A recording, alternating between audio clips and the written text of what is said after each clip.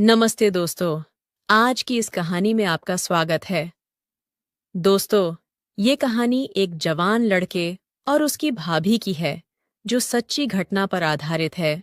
एक दिन की बात, कार्तिक की भाभी रिया की कमर में बहुत ज्यादा दर्द हो रहा था क्योंकि उनको कमर में लचक पड़ गई थी। कार्तिक ने रिया के बेडरूम में आया और बोला, चलिए भाभी, आप लेट जाइए। मैं आपकी कमर पर बाम लगाकर हल्की मालिश कर देता हूँ ताकि आपका बचा हुआ दर्द भी ठीक हो जाए। रिया ने उसे मना करते हुए कहा, नहीं, रहने दो कार्तिक, मैं खुद कर लूंगी। कार्तिक ने कहा, आप खुद से बाम तो लगा लेंगी, लेकिन मालिश करना बड़ा मुश्किल होगा। मैं आपकी मदद कर देता हूँ, इससे आपको बाकी का दर्द भी ठीक हो जाएगा। यह कहकर कार्तिक कुर्सी से उठकर बेड पर रिया के पास आ गया और उसे लेटने के लिए कहा। भाभी जी, बताइए कहाँ लगाना है रिया? कार्तिक की हमदर्दी और फिक्र देखकर अब उसे मना नहीं कर पाई। हकीकत में दर्द का बहाना बनाकर कार्तिक को परेशान करना चाहती थी। वह शर्माते हुए पेट के बल लेट गई और अपनी कमीज को कमर से थोड़ा ऊपर कर लिया और कहा, यहां पर लगाओ। कार्तिक ने थोड़ा सा बाम अपनी उंगलियों पर लिया और धीरे धीरे रिया की कमर पर मलने लगा। जैसे ही उसके हाथ रिया की पीठ पर पड़े, उसे एक सुकून का एहसास हुआ। कार्तिक ने धीरे धीरे मालिश करना शुरू कर दी और उसके हाथों का स्पर्श रिया को बहुत आरामदायक लगा। जब जब कार्तिक के हाथों की उंगलियां उसकी कमर बंद के पास आईं, रिया का दिल जोर से धड़कने लगा, लेकिन उसने खुद को संयम में रखा और कार्तिक की मदद का आभार माना। कार्तिक ने पूछा, भाभी, ज्यादा दर्द कहाँ हो रहा है? रिया उस समय थोड़ी असमंजस में थी। अनजाने में जवाब दे बैठी, थोड़ा सा नीचे है। कार्तिक ने फिर से थोड़ा और नीचे बाम लगाने की कोशिश की। भले ही वह मालिश सिर्फ औपचारिकता थी, लेकिन रिया को कार्तिक के हाथों का स्पर्श बेहद सुकून दे रहा था। भाभी जी, अगर आप सलवार को थोड़ा नी कर दे तो बाम अच्छे से लग सकेगा, कार्तिक ने कहा। इस पर रिया थोड़ी हिचकिचाना, फिर भी उसने अपनी सलवार को थोड़ा सा नीचे सरका दिया। नाड़े के बंद होने के कारण सलवार पूरी तरह से नीचे नहीं हो सकी, लेकिन कुछ हद तक सरक गई। कार्तिक ने फिर कहा, भाभी जी, आपकी त्वचा कितनी साफ है, बहुत ही गोरी है। कार्तिक की इस बात पर रिया के गाल शर्म से लाल हो गए, लेकिन वह उल्टी लेटी हुई थी, इसीलिए कार्तिक इसे देख नहीं सका। उसे यकीन था कि कार्तिक उसकी देखभाल में जुटा हुआ था और उसकी बातों में कहीं न कहीं इज्जत भी झलक रही थी। कार्तिक ने थोड़ी देर और मालिश की और जब रिया ने कहा कि अब ठीक है, तो वह चुपचाप उठकर ऊपर चला गया। रिया को आज एक अलग ही सुकून महसूस हो रहा था। सालों बाद किसी ने उसे इस तरह से ध्यान दिया था, जिसमें हमदर्दी और एक स्नेह छुपा था। कार्तिक के बारे में सोचते हुए कब नींद में खो गई, उसे पता ही नहीं चला। अगली सुबह जब जागी, तो उसने खुद को तरोताज़ा और शांत महसूस किया। नहाने के बाद रिया ने बहुत सलीके से तैयार होकर ब्लैक रंग का सफ़ेद कढ़ाई वाला जोड़ा पहना और ऊंची हील के सफ़ेद सैंडल भी पहने। हल्का सा मेकअप करने के बाद वह किचन में नाश्ता तैयार करने लगी। नाश्ता बनाते समय हर बार वह किचन के दरवाजे पर आकर सीढ़ियों की ओर देख रही थी। कार्तिक के काम पर जाने का समय हो गया था। जैसे ही वह नाश्ता तैयार करके बाहर आई, कार्तिक सीढ़ियों से नीचे उतर रहा था।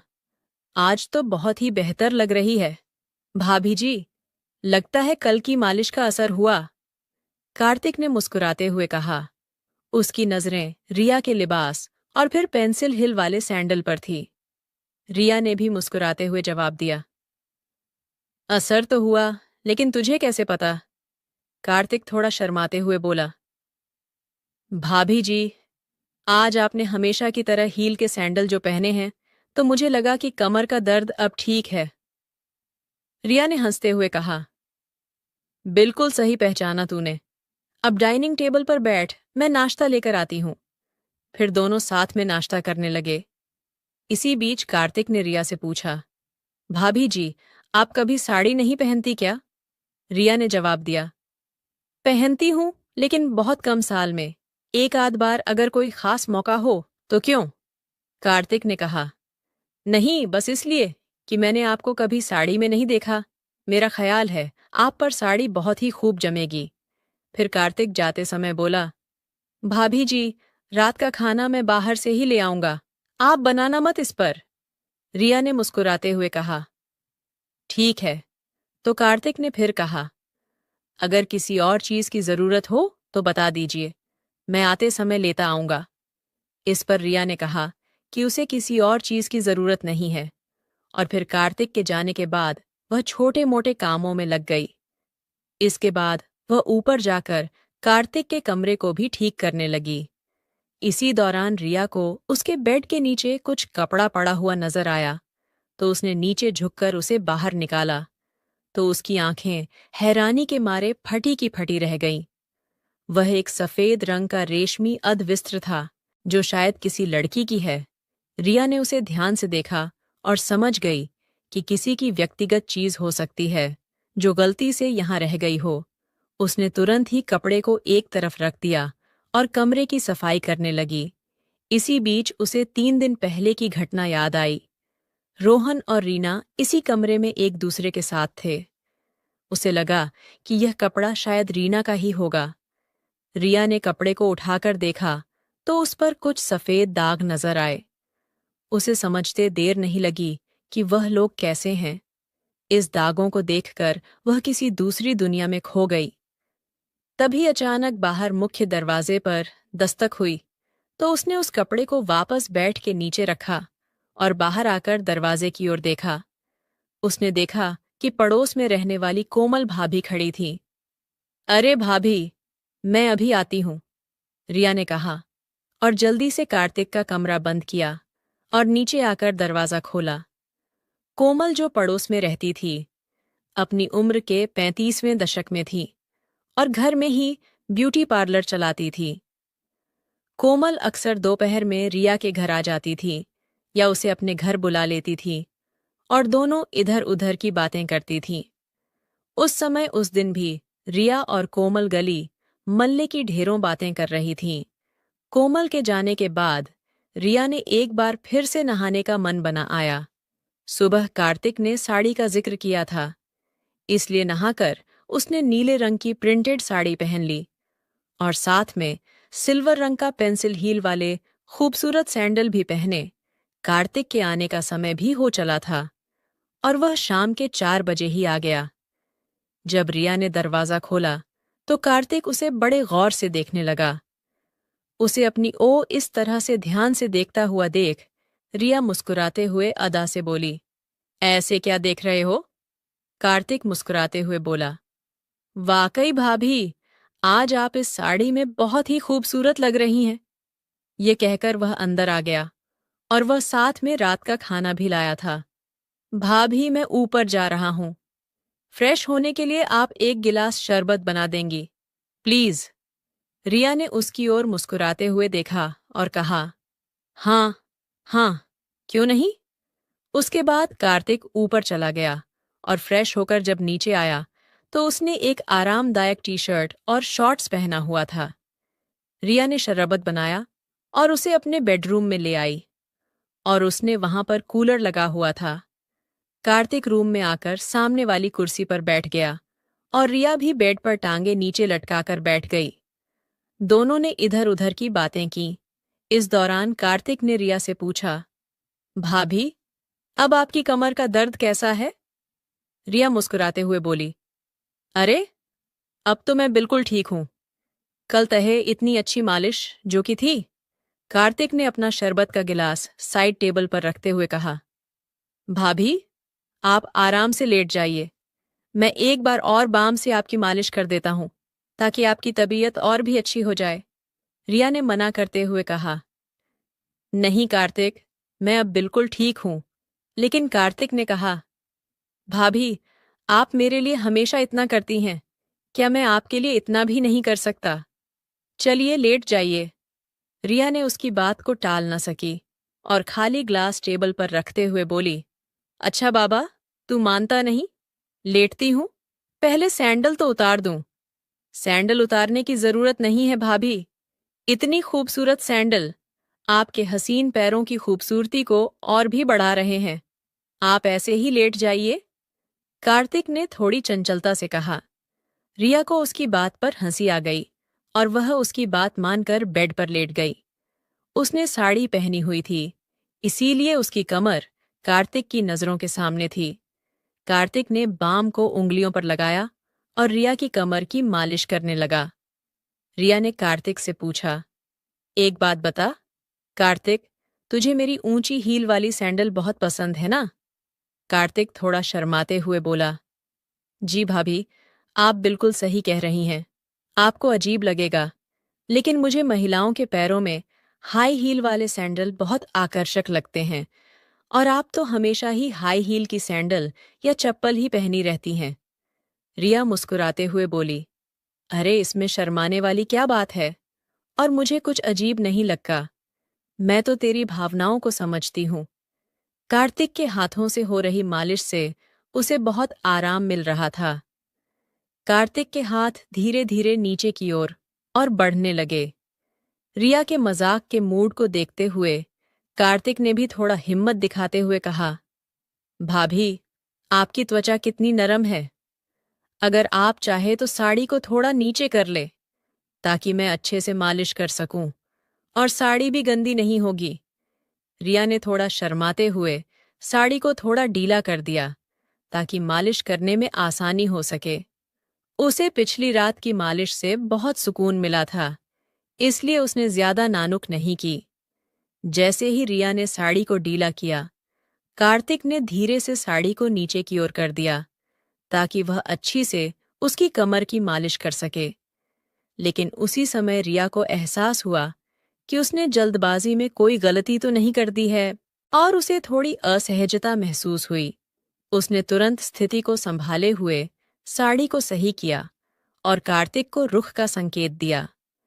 कार्तिक ने बिना कुछ कहे धीरे धीरे रिया की कमर की मालिश जारी रखी, तो उसे जैसे ही गहरा सुकून मिल रहा था, वह मालिश से मिलने वाले आराम का आनंद ले रही थी, और उसे कोई आपत्ति नहीं हुई।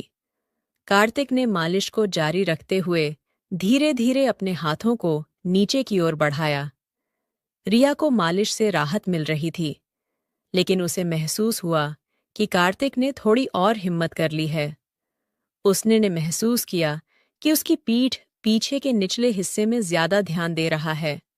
रिया को यह महसूस हुआ कि उसकी साढ़े कोट थोड़ा और ढीले हो गए हैं, और उसने शर्म के मारे अपना चेहरा तकिए में छुपा लिया और अपने होठों को दबाकर अपने अंदर की बेचैनी को नियंत्रित करने की कोशिश कर रही थी। कार्तिक उसकी त्वचा पर बाम लगाने के बहाने मालिश कर रहा था, लेकिन रिया को महसूस हो रहा था कि कार्तिक की हरकत अब अधिक हो गई है। रिया ने अब भी कोई आपत्ति नहीं जताई, तो कार्तिक ने मालिश को थोड़ी और नीचे बढ़ाया। यह स्थिति रिया के लिए बहुत असहज सी लगने लगी, लेकिन उसने कुछ नहीं कहा। थोड़ी देर बाद उसे लगा कि कार्तिक उसकी सीमा पार करने की कोशिश कर रहा है, और उसने तुरंत स्थिति को संभाले हुए मालिश को रोकने का इशारा किया। थोड़ी देर बाद जब कार्तिक ने गलती से रिया की पीठ के निचले हिस्से को छुआ, तो रिया अचानक से चौंक गई। उसे महसूस हुआ जैसे उसके शरीर में एक अजीब सी हलचल हो गई हो। उसने तुरंत कार्तिक का हाथ पकड़कर दूर कर दिया और घबराहट से बोली, अरे ये क्या कर रहे हो? कार्तिक रिया तुरंत उससे दूर हटकर बैठ गई।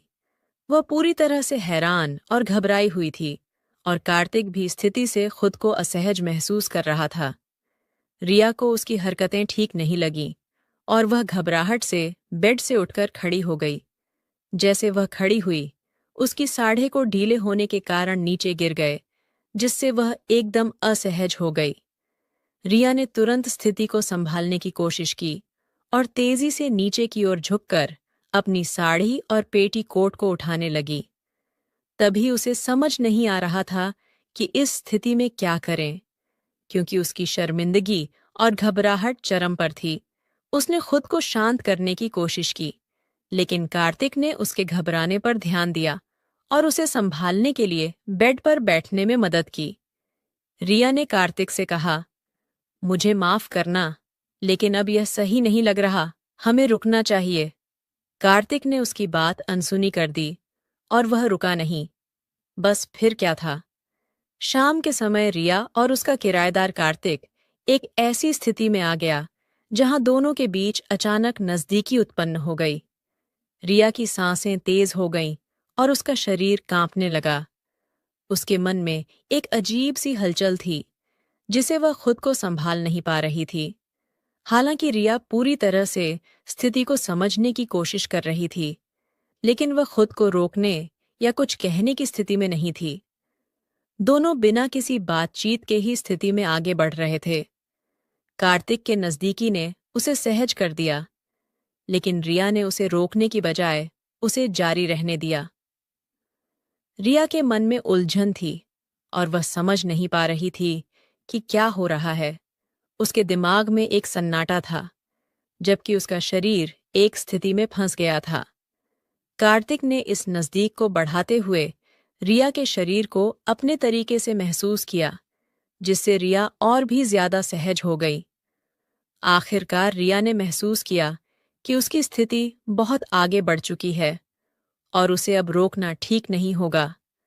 फिर वह सब कुछ हो जाने के बाद फिर से सन्नाटा पसर गया, जैसे कि किसी तूफान से गुजर जाने के बाद की शांति होती है। उसने तुरंत कार्तिक के पीछे हटने को कहा। रिया खुद को संभाले हुए अपनी सांसों से नियंत्रित रखने लगी। थोड़ी देर बाद कार्तिक भी अपना सिर झुकाए कमरे से बाहर आ गया। तो दोस्तों, आपको ये कहानी कैसी लगी? कमेंट करके ज़रूर बताएं। अगर आपको ये कहानी पसंद आई हो तो इसे लाइक करें और अपने दोस्तों के साथ शेयर करें। आगे भी ऐसी ही रोमांचक कहानियों के लिए हमारे चैनल को सब्सक्राइब करें और बेल आइकन दबाना ना भूलें, ताकि आप हमारी कोई भी कहानी मिस ना करें। धन्यवाद।